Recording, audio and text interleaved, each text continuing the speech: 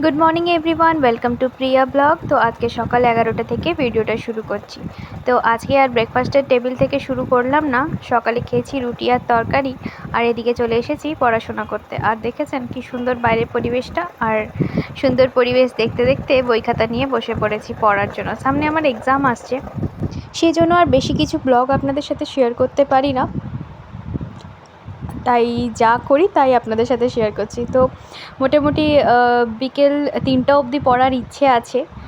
মাঝখানে একটু খাওয়ার জন্য উঠবো, কারণ একটানা এখন কয়েকটা দিন পড়া হচ্ছে না, তাই জন্য আজ ভাবলাম যে এক আসনে বসে কিছুক্ষণ পড়েই নিই। তো এদিকে খাওয়া দাওয়া করে এসে একটু ভাবলাম মেহেন্দি করি, কারণ শ্রাবণ মাস চলছে, শিবের মাস বলে কথা। আর শিব ভক্ত যেহেতু, তো একটু তো মেহেন্দি চলেই। আর এই দেখুন আবার সেই বই খাতা নিয়ে বসে পড়েছি। না, এখন কোনো পড়ার জিনিস নয়, এখন একটু কবিতা পড়তে ইচ্ছে হচ্ছে। তো একটা ডায়েরি খুলে বসলাম, তো ডায়েরিতে দু তিনটা কবিতা লিখেছি। তো ভাবলাম যে সেই কবিতাগুলো একটু পড়ি। জানালার ধারে বসে রবীন্দ্রনাথের কবিতা পড়তে কার না ভালো লাগে। তবু মনে রেখো, কবিগুরু রবীন্দ্রনাথ ঠাকুর।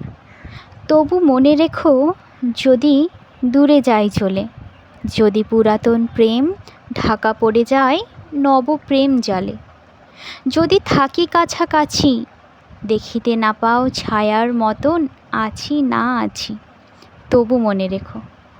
যদি জল আসে আঁখি পাতে, একদিন যদি খেলা থেমে যায় মধুরাতে, তবু মনে রেখো। যদি পড়িয়া মনে ছলো ছলো জল নাই দেখা দেয় নয়ন কোণে, তবু মনে রেখো। নমস্কার। ব্যাপারটা কেমন হলো তা আমাকে কিন্তু কমেন্টে জানাবেন। আর এদিকে রাত 9টা 9:30 মতো বাজে, আর ঝমঝমিয়ে বৃষ্টি নেমেছে। বৃহস্পতিবার আজকে, তাই উল্টোপাল্টা কিছু খেলাম না, সাবু দিয়ে আজকে রাতটা শেষ করলাম। তো ভিডিওটি যদি ভালো লেগে থাকে একটা লাইক করে দেবেন, আর যারা আমার চ্যানেলে নতুন আছেন তারা চ্যানেলটিকে সাবস্ক্রাইব করে দেবেন। সকলেই খুব ভালো থাকবেন। তাহলে আজকের মতো এখানেই, টাটা।